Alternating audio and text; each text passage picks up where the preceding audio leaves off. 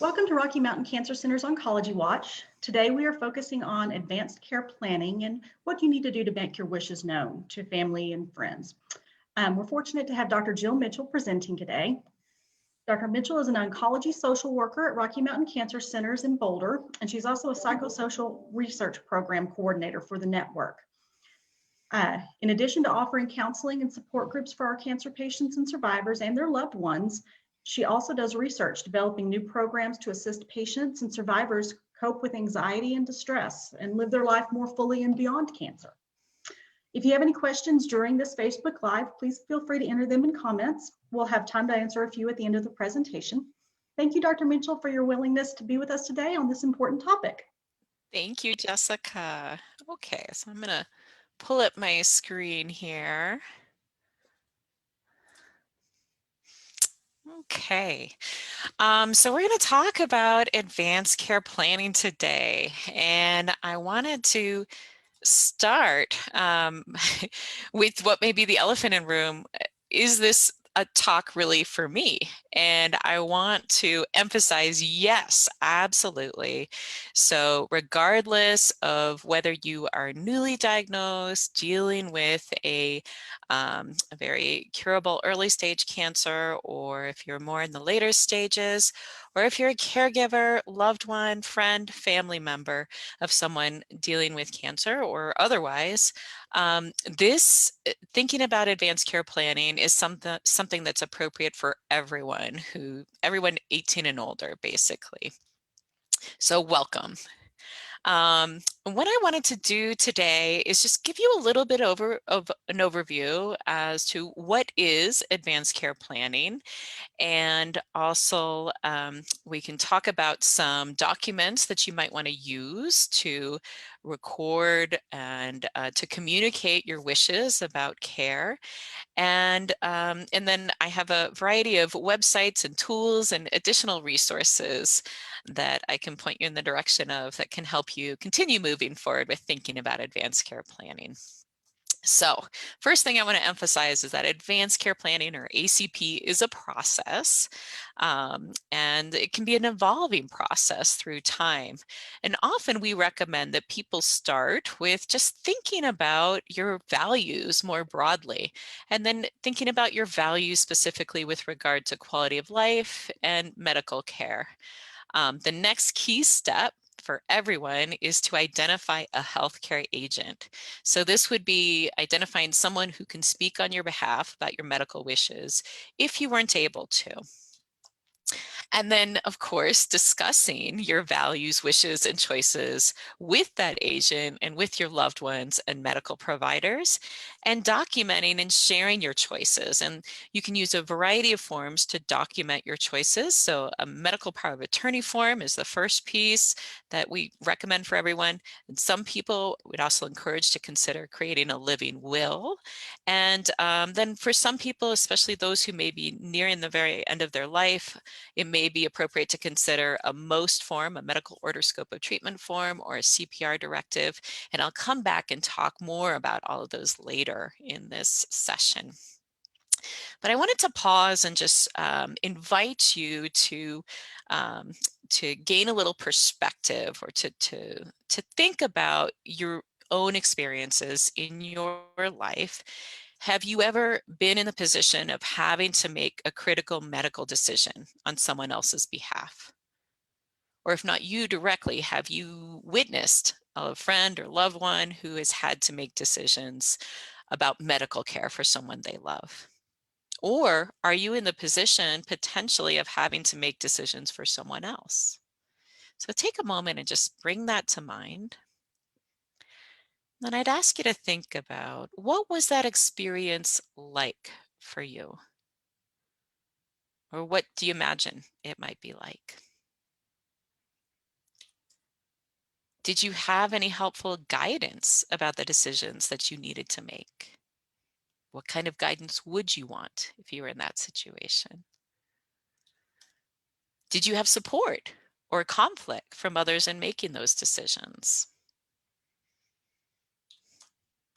What do you wish you had known more about in advance? What would have made the whole experience just a little bit easier?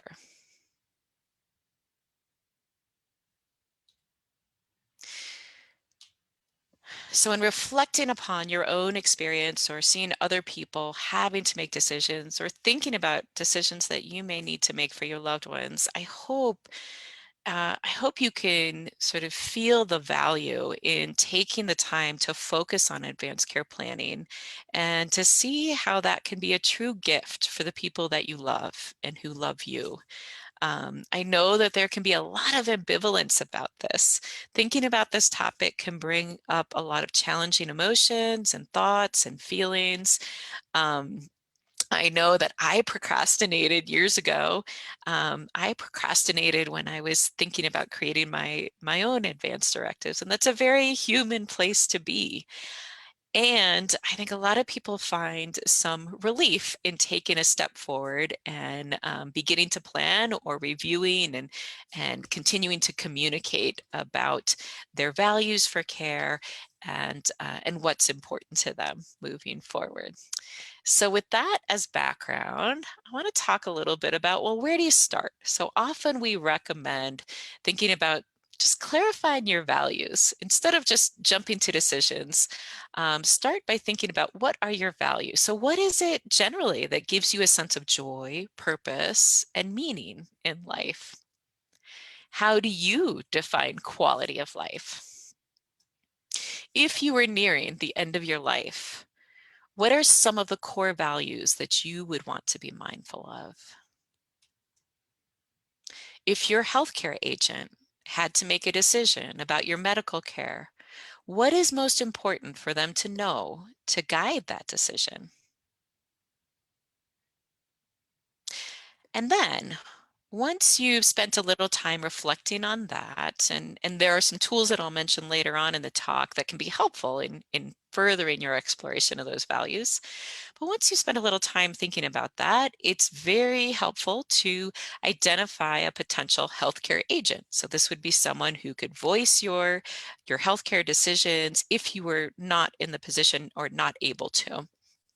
And so often this is a family member or a close friend, but it doesn't need to be. And sometimes our closest family members may not be the best fit for this role. Often they are, though. So you may consider family member, friend, sometimes a neighbor, sometimes a member of your faith community. And some of the things I encourage people to think about as they're trying to identify potential healthcare agents is the person you're thinking about familiar with your medical situation? Would they be responsive in an emergency?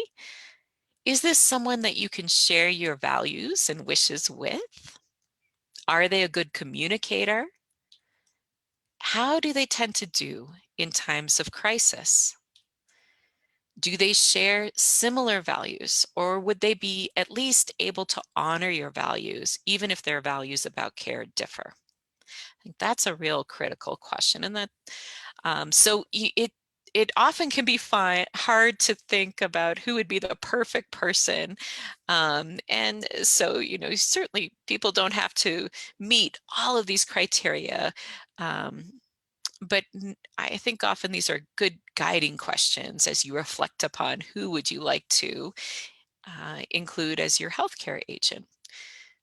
So once you've identified the person that you would want to be your healthcare agent and the potential backup healthcare agents or proxies, then it's important to put that down on paper because especially in Colorado, there is no automatic default to a healthcare agent. So even if you're married, for example, your spouse is not automatically a legal healthcare agent. So this is why, one of the reasons why it's critical to put your wishes down in writing.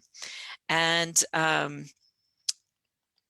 the ground, if no healthcare agent has already been identified legally, then the idea is that your physician is supposed to try and gather any potentially interested parties who would want to be part of that decision and engage with them and identify a spokesperson. Now, I don't know that you would necessarily want to leave that decision up to your physician or even to a court or a judge. So this is, the simplest and perhaps most important step, especially initially, is to complete a medical power of attorney. And the great thing is that you can do this for free. You can do it very simply. You do not need to work with a lawyer to complete one of these. So there are free basic Colorado medical durable power of attorney forms available at the website listed on your screen, coloradoadvanceddirectives.com. If you go to that website, there'll be a menu for links and downloads. So if you click on that and then go down to forms, tools, and websites, it'll have a whole list of the forms that I'll be talking about. So the other thing to say is that in Colorado, the medical durable power of attorney form does not need to be signed by a witness or notarized, although it certainly doesn't help or it doesn't hurt to do so. It can be helpful to still have witnesses on that. All right, and then the next step is you may want to focus on writing a living will. And a living will doesn't have anything to do with your property or your estate, but rather it focuses specifically on medical decisions. If you were in a persistent vegetative state or if you were unable to voice your own decisions, this is some additional information that can provide guidance to your physicians and to your decision makers. So this form, again, you can download for free and just complete it automatically through the Colorado Advanced Directives website. There are many different forms that you can use. So you can use the Colorado state form. You can also use a form called 5 Wishes, which I'll talk a little bit more about in a moment. Sometimes people do these forms with their lawyers, and that's perfectly fine too. So the one thing you would want to make sure is that if you have some directives on different forms, you want to make sure that they're all in agreement. Otherwise, often the most recent form is the one that becomes most, is the most legal one, or the one that people are supposed to be directing their decisions around. A living will form does require signatures of 2 witnesses, at least in Colorado. So. Okay, so this is the 5 Wishes form that I mentioned, and this is a form that is legal in most states in the US, and it sort of combines medical power of attorney and living will in one format. Some people really like this. Others just prefer the more simplified or more basic Colorado state form. You can use either. And you can purchase this for a small fee at 5wishes.org. Sometimes we have extras available in our clinic that we can give to you. So certainly feel free to ask your clinic or ask the social worker at your clinic if they have a copy. Otherwise, it's just a few dollars to download or to order through 5wishes.org.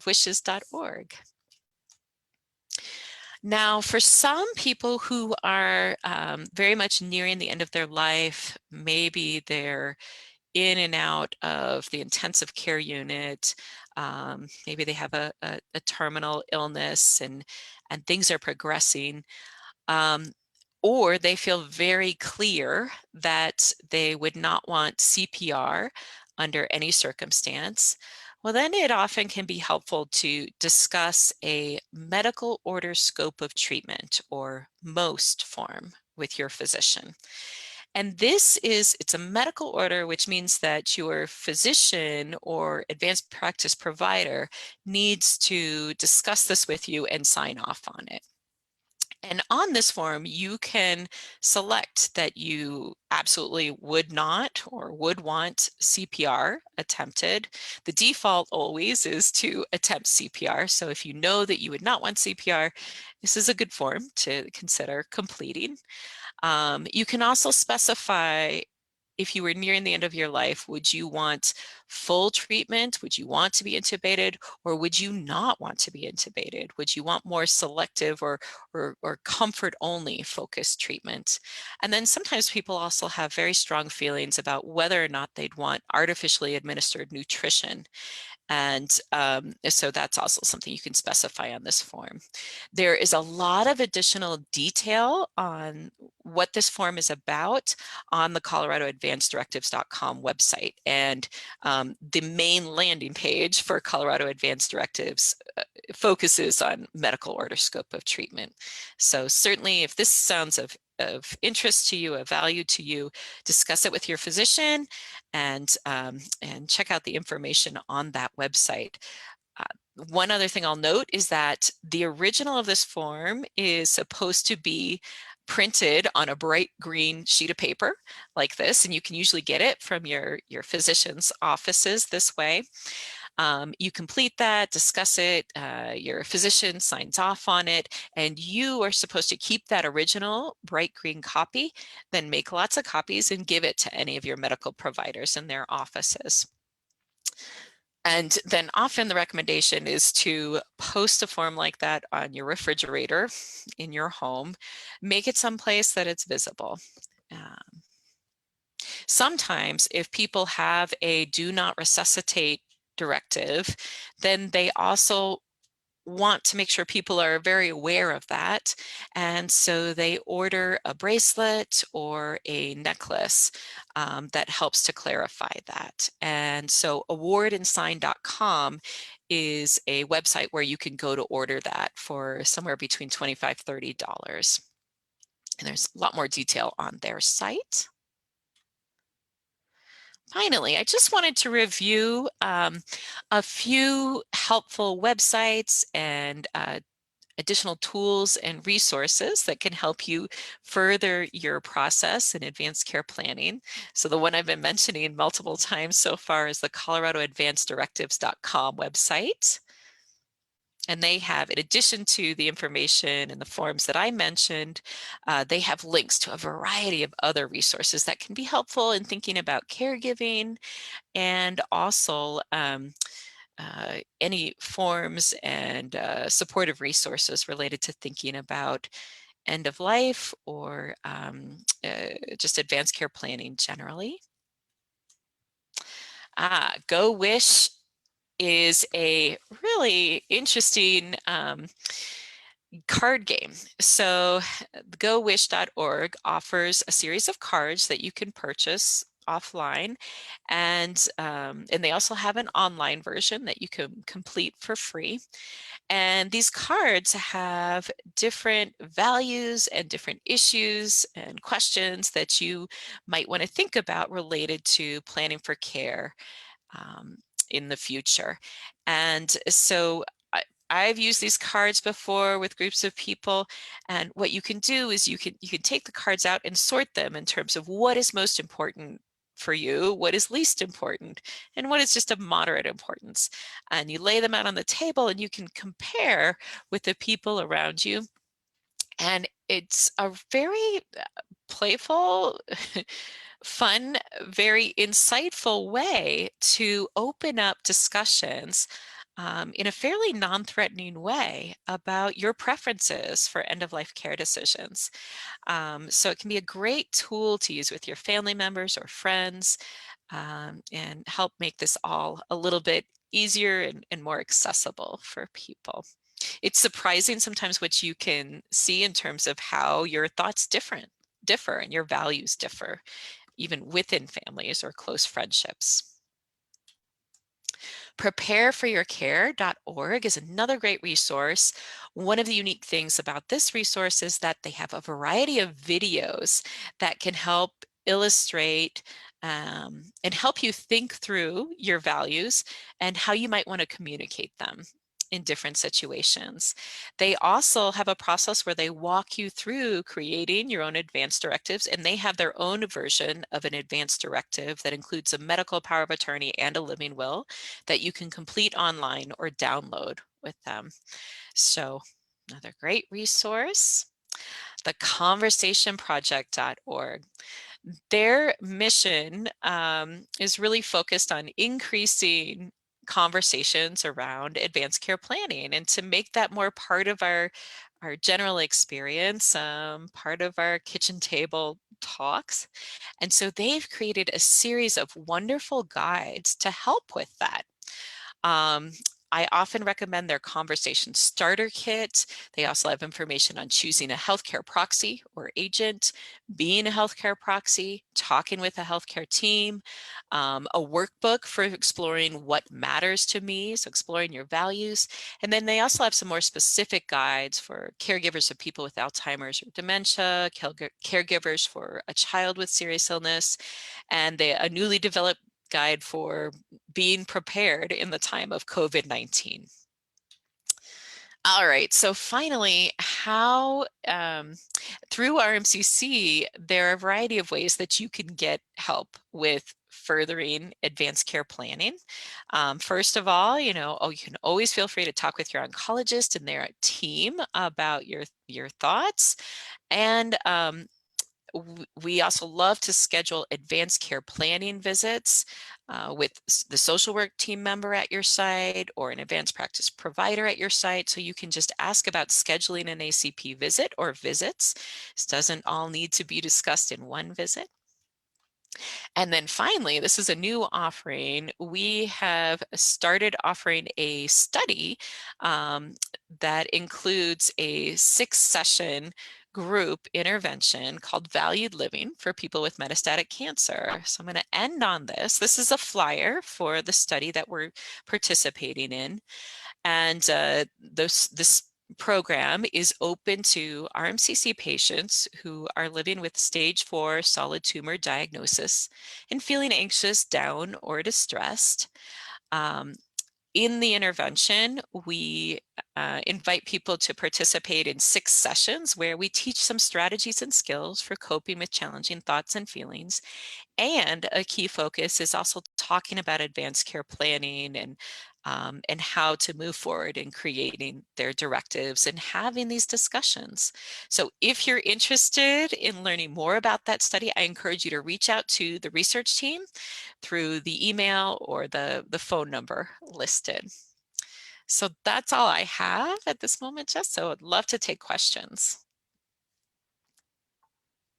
Thank you so much, Jill. This has just been such important information. And I know I've had so many conversations with patients and with family members over the years and suggested that they have conversation with you specifically about these things. And it's one of those things that I think so many people just don't want to think about, but when you step back and realize that, it's going to make everyone's life a little bit easier, and then they know that they're meeting your needs. It's just incredibly important. Yeah. You did bring up the conversation starter kit, and I think that's always the hardest part is the conversation starter, and especially if you're dealing with illness. I mean, I think it's a little bit easier conversation before an illness when you're healthy. Do you have any recommendations for someone, whether they would be in the patient with the illness or a family member, to say I'd like to talk about this, or what questions they might want to start asking themselves about it? Yeah, so I think, that's where I find it so helpful to, take a pause and think about, okay, if I had to make a decision for somebody else, what would I want to know? And to acknowledge that it can be so helpful to have those discussions in advance before there's a crisis. And to have those discussions with multiple family members or loved ones around so they can be witness to that, so they can support whoever, ultimately needs to voice a decision. Because boy, if you can deal with, often people have different ideas and different values with what they think, care should look like at the end of life, even within the same family. And if you could have those discussions in advance before there's a crisis, that can just take so much pressure off of the decision maker and the whole situation. So in terms of, I think it's also sometimes when people try and bring up these discussions, they can get shut down quickly. I've certainly heard patients talk about family members saying, oh, let's not talk about that. Or if you talk about that, it means you're giving up, or, let's just focus on the positive. And I think that's really unfortunate because, focusing on this is not giving up. In fact, I think it's really taking more control over what you can take control of. So often I see people struggle with that ambivalence and that resistance to broach it. And yet when they're finally able to start moving through some of the advanced care planning process and having those discussions, they feel such a sense of relief. And then they can focus more on, okay, now I go back to living. What do I want to do? Right. Feel like that's in place. I can relax with that and move forward. And that makes total sense. Yeah, just anecdotally, I can think about that. I've had these conversations with my mother and my husband, and at different stages in life, they also can be different wishes too. And we've talked about having the potential to have to change forms down the road. So is that pretty easy to do? Yes, absolutely. And so I'm glad you brought that up because what do you do with these forms once you've completed them? So I often recommend you make multiple copies, give them, of course, to any of your healthcare agents, to your any of your clinical providers or your physicians, and they'll want to usually add them into your charts. But also keep a list of to whom you've given them so that if when you do go back and change them, it's easy to do so and just replace them. And yes, you can you can always make changes on these. So yeah, again, it's a process. We encourage people to review these periodically. For people without a serious illness, I think the most important piece is to, first of all, just complete that medical power of attorney and have some discussions. Yeah, that makes sense. And I appreciate you clarifying that. So, well, we haven't had any questions come in the comments line, but I think this has just been so thorough and very, very helpful. So thank you so much for your time today. And thank you everyone for joining Oncology Watch. I believe we have another one tomorrow. So we hope you can join us again. Great. Thank you, Jessica.